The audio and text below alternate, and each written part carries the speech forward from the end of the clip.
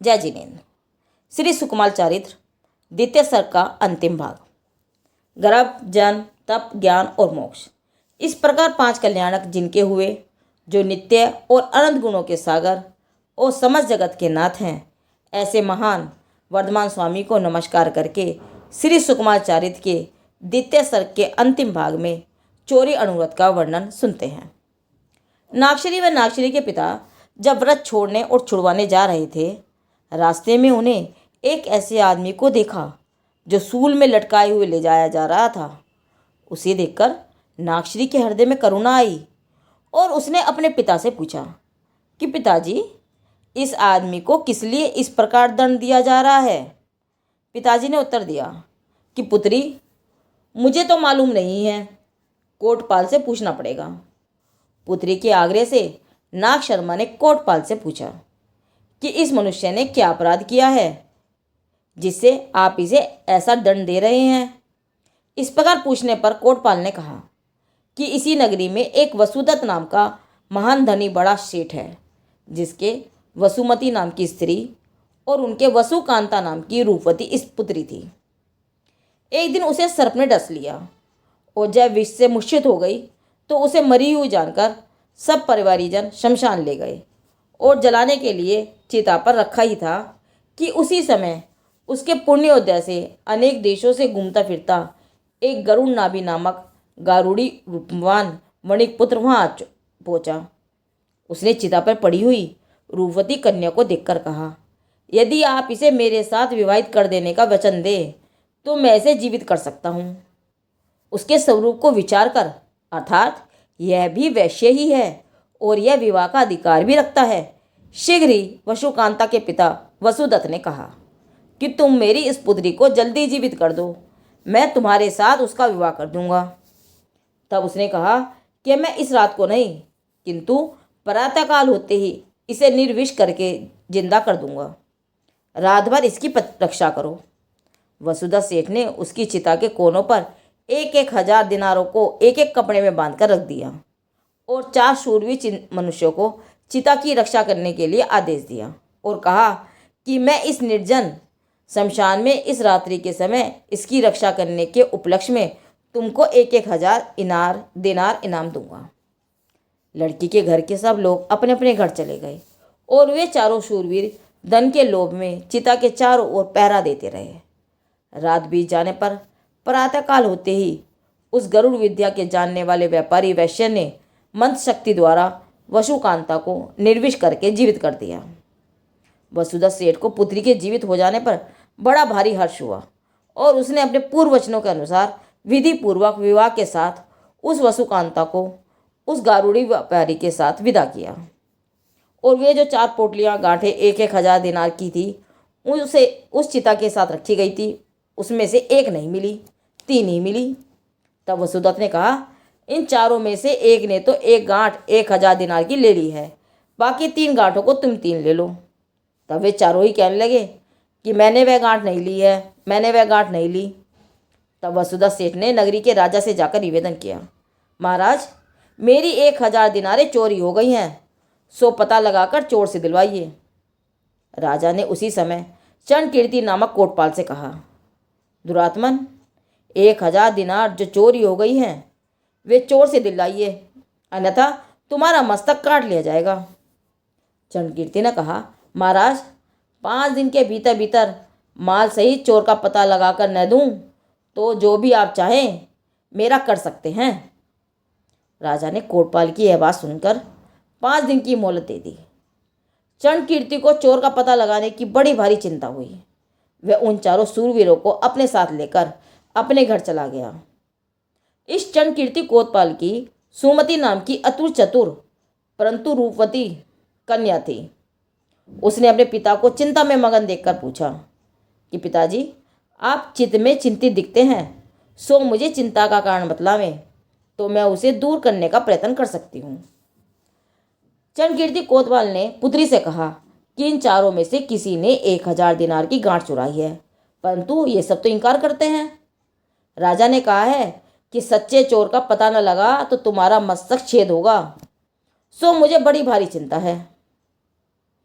पुत्री ने पिताजी की बात सुनकर कहा, पिताजी आप चिंता न कीजिए, मैं आज ही पता लगाकर आपको चोर बतला दूंगी। क्षणकीर्ति ने उन चारों शूरवीरों को भोजन आदि कराकर कहा कि 5 रात तक तुमको यहीं ठहरना होगा, और यह कहकर अपने घर के स्थान पर उनके सोने बैठने रहने का प्रबंध कर क्षणकीर्ति उनसे भेद लेने को बातचीत करने लगी। क्षणकीर्ति की पुत्री ने अनुक्रम से एक एक को बुलाकर अपनी गद्दी पर बैठाकर कटाक्षों द्वारा अनेक प्रकार के काम विकार के निमित्त बनाती हुई कहने लगी कि मैं तुम चारों में से एक पर आसक्त हो सकती हूँ, परंतु मेरे हृदय में एक भारी प्रश्न और विकल्प यह है कि तुम चारों शूरवीरों के होते हुए तुम्हारे द्वारा पहरा लगाते हुए चोर 1000 दिनार की गांठ कैसे उठा ले गया? तुम चारों वहां क्या कर रहे थे? इस बात को जानने की मेरी बड़ी तीव्र उत्कंठा है।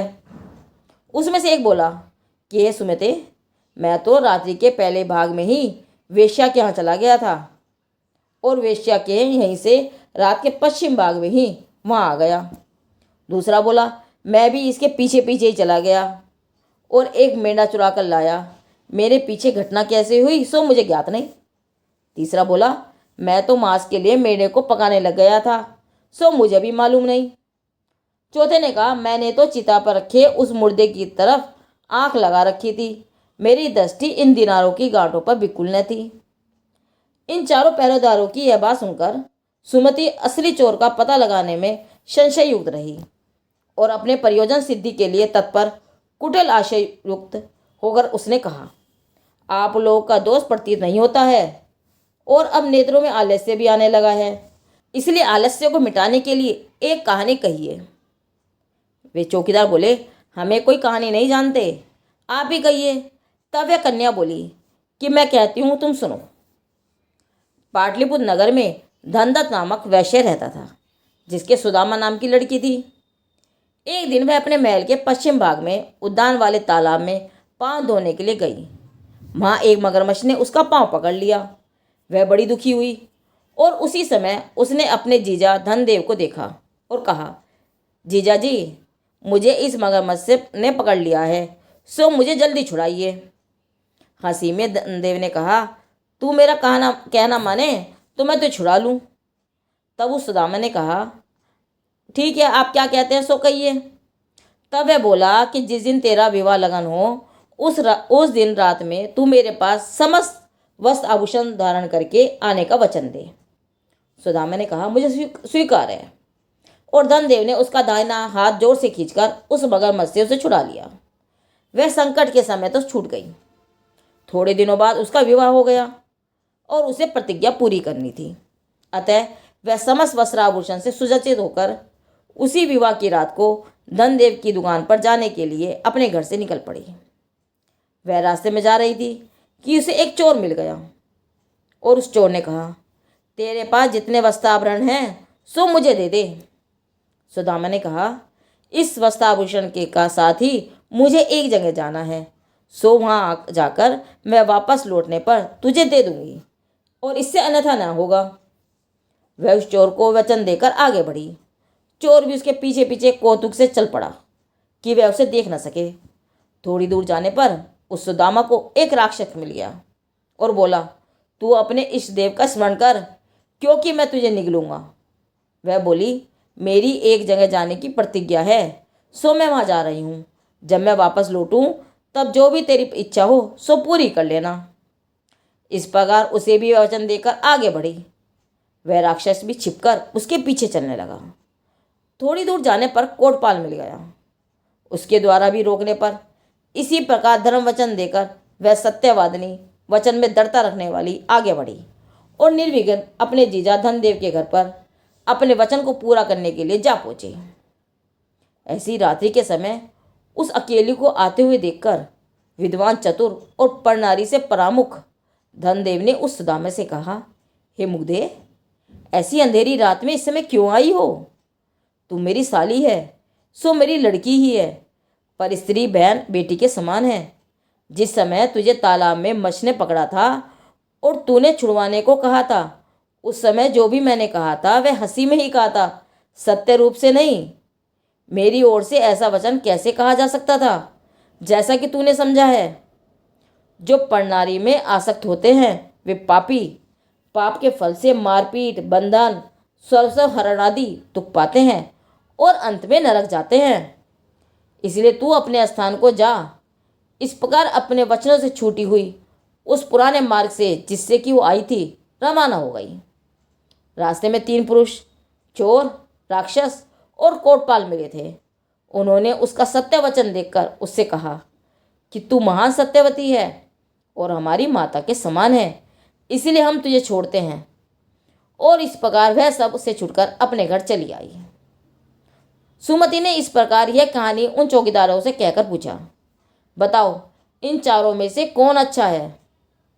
तब मेढ़े के चोर ने तो चोर की प्रशंसा की और मांस पकाने वाले ने राक्षस की प्रशंसा की। मुर्दे की रक्षा करने वाले ने कोटपाल की प्रशंसा की और वेश्यागामी ने धनदेव की प्रशंसा की। इस प्रकार इन चारों में प्रत्येक के अभिप्राय को जानकर सुमति ने इनकी इस बातचीत से ही असली चोर का पता लगा लिया और चित्त में हर्षित हो उनको यथास्थान भेजकर अपने पलंग पर सो गई।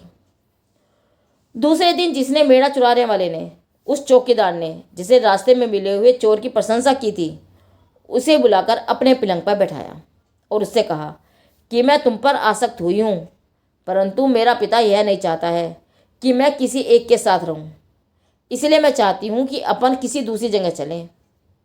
उसने भी इस बात की स्वीकारता दे दी। तब सुमति बोली, बाहर हम दोनों के चलने में धन की ज़रूरत है। मेरे पास तो इतना धन है जो कि इस गांठ में बंधा हुआ है, परंतु तुम्हारे पास भी कुछ है या नहीं। तब वह कन्या पासक्त होने से सुध-बुध भूलकर बोला, मेरे पास भी है, और उसने 1000 दिनार वाली गांठ को बतलाया। सुमति ने उससे वह गांठ ले ली और कहा, अब तुम अपने स्थान में सोने को चले जाओ, यह अपने दोनों के आनंद के लिए होगा। प्रातःकाल देशांतर को चलेंगे। और यह कहकर उसे तो विदा दे दी और वह धन की गांठ अपने पिता को सौंप दी और चोर का पता बता दिया। कोटपाल ने उस चोर और माल को ले जाकर राजा के सामने पेश कर दिया। सो राजा ने उस चोर को यह दंड दिया है। पाप से भयभीत हुई नागश्री ने यह बात सुनकर अपने पिता नाग शर्मा से कहा, पिताजी, जिस चोरी से वध, बंधन, धननाश, कुलक्षय आदि ऐसे महान दंड मिलते हैं, उससे अलग होने का अर्थात बिना दी हुई वस्तु को लेने का त्याग जो अचौर्य व्रत मैंने मुनिराज से लिया है वह बहुत ही हितकारी है, उसे कैसे छोड़ें। तब उस नागश्री के पिता ने कहा, इस अचौर्य अनुव्रत को भी रहने दे, परंतु और जो 2 व्रत हैं उनको तो उनके पास चलकर छोड़कर आवें, सो चल। इस प्रकार जीव हिंसा, असत्य वचन और चोरी से जिन जिन लोगों ने अनेक कष्ट, अपकीर्ति और स्वहरण आदि दंड पाए, उनको नागश्री अपनी आंखों से देखकर दुखों से भयभीत हो व्रतों में अधिक तत्पर हो गई। इसलिए बुद्धिमान लोगों को चाहिए कि वे अपने हित के लिए सदैव व्रतों का पालन करते ही रहें। विद्वानों से वंदनीय, सर्व मोक्ष सिद्ध करने वाले वे मुनिराज धन्य हैं जो 3 लोक को संसार सागर से तराने में चतुर हैं और जो स्वयं संसार के पार चले गए हैं। वे महामुनि धन्य हैं, निर्मल हैं और जो भव्य जीवों को उनके कल्याण के लिए अनुव्रत और महाव्रत दिया करते हैं। इस प्रकार श्री सकल कीर्ति आचार्य विरचित श्री सुकुमार चरित्र में चोरी से उत्पन्न पाप फल की कथा का वर्णन करने वाला 2 सर्ग समाप्त हुआ। जिनदेव की वाणी आगम वाणी।